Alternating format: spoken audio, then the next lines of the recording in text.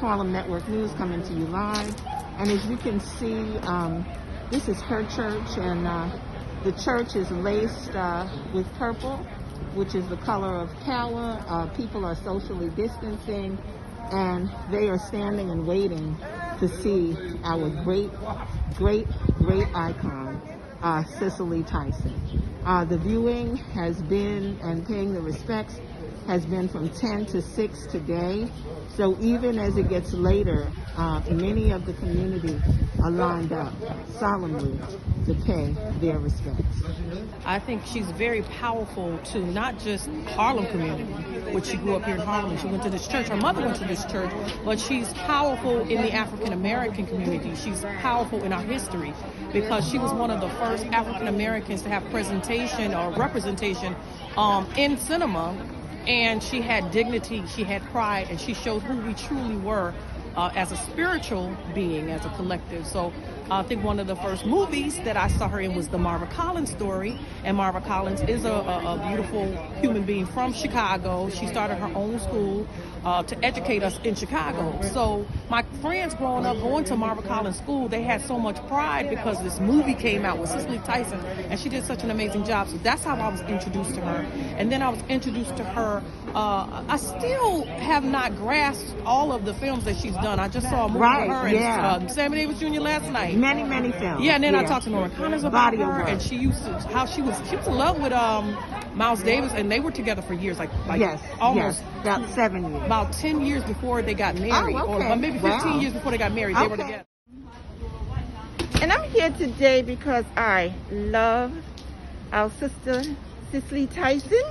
She has definitely been an anchor in the community. She has also been one of my idols. I love the work that she did, and I love who she represented.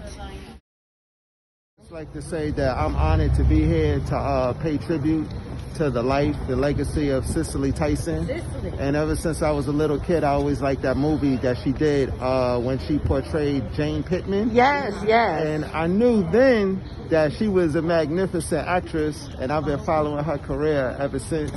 And I really like Bustin' Loose that she did with Richard Pryor.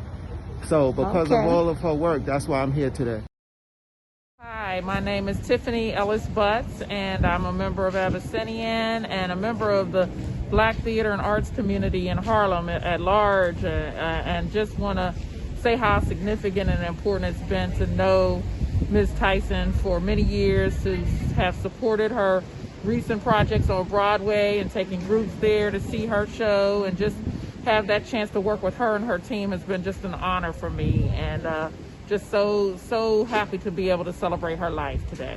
Absolutely. Absolutely. My name is Dina Hardenbutts, and I too share Tiffany's sentiments about Ms. Tyson. She was a phenomenal woman, trailblazer, and you know, I remember going to her last Broadway show, and you know, what she did afterwards, she sat and she spoke to us, and it was like an I intimate Q&A setting, and it was a Q&A, and it was, I mean, it was beautiful that she even thought to do that for us. So, you know, she's our queen, and God, you know, God bless her. She's just really, you know, she's our queen.